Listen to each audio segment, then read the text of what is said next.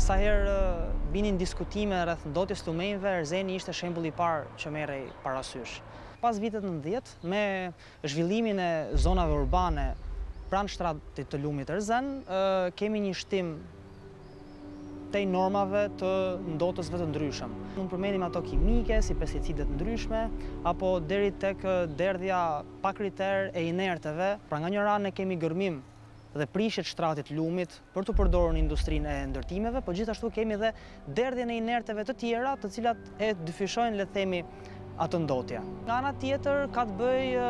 dhe me, po them, dinamikën e lumit, ku pjesa e poshtme, po themi, ka një pjerësi më të vogël dhe prandaj uji depoziton më lehtë, rrjedh më pak, edhe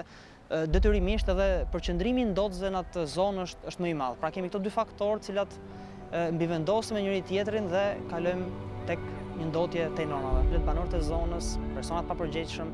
i derdhin aty mbeturinat e tyre, nuk i çojnë në vend depozitime ku duhen mbledhur. Njeriu ose banorët aty e marrin këtë ndotje e cila është e përqendruar në ujërat e lumit Erzen, e marrin jo vetëm drejt për drejt, por e marrin edhe në mënyrë të tërthortë, po them, nga peshqit e ndryshëm, nga gjallësat e ndryshme, nga bimët, nga bujësia. Kalojmë dhe tek këto firmat e mëdha apo kompanitë të ndryshme, të cilat derdhin ujëra teknologjik të patrajtuar, derdhin mbetje të tjera, të cilat normalisht nuk mund t'i quajmë më të papërgjegjshme, por kalojnë deri në krim mjedisor. Institucionet e ndryshme duhet marrin vendime për t'i dënuar apo për t'i gjobitur personat të cilët shkaktojnë këtë lloj ndotjesh. Po të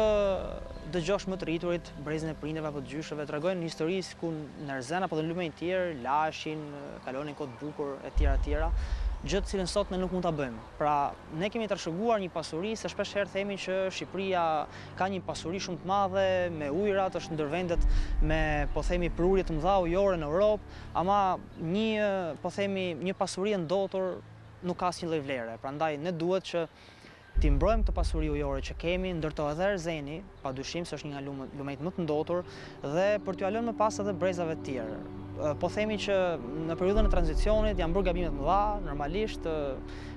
jo më kot quhet dhe periudhë tranzicioni, por tani që gjërat, po themi, po vinë në një, po them, edhe pjesa legjislative, po vjen drejt një rregullimi, mendoj që edhe ndërgjegjësimi do të jetë më i madh dhe në këtë lloj mënyre ne duhet tani të marrim hapa konkret për t'i pastruar këto zona të ndotura, që edhe pastaj brezat e tjerë t'i shijojnë ashtu siç i kanë shijuar edhe të tjerët më parë.